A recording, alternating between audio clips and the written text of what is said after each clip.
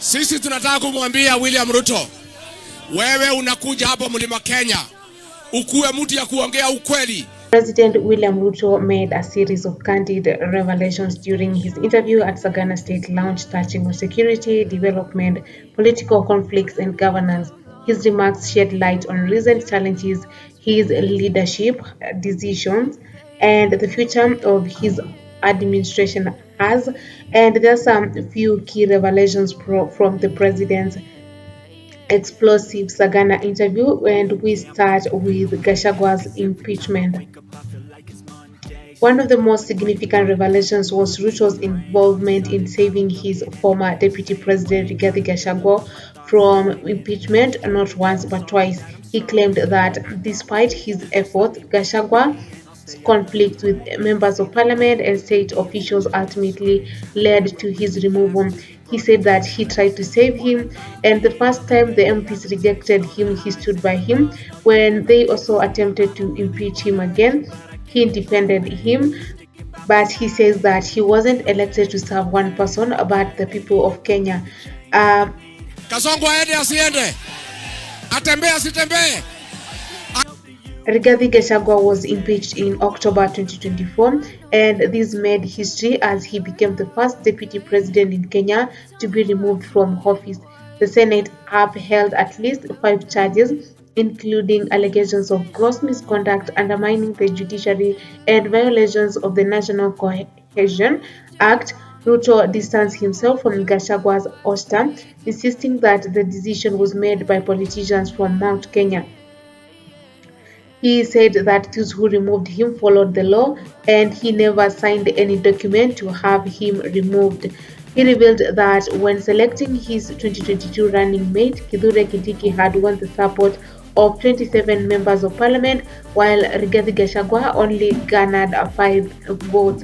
However, Ruto overruled them and picked Gachagua to balance political expectation.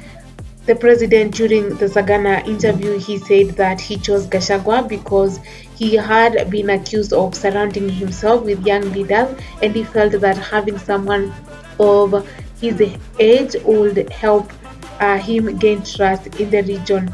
The second revelation that he also spoke about during the interview was the alleged 10 billion demand.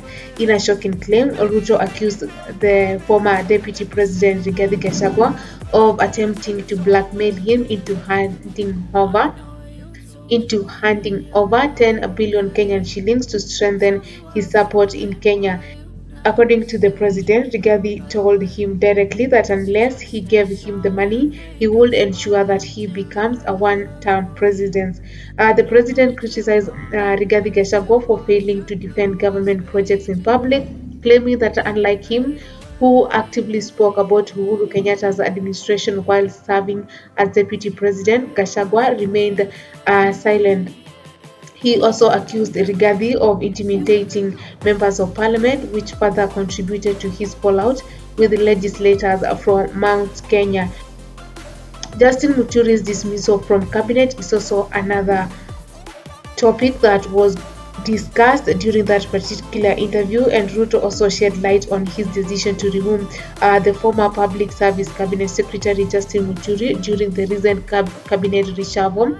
He explained that when he first appointed Muturi as Attorney General, the former National Assembly Speaker had expressed doubts about his ability to perform, citing his long absence from legal practice.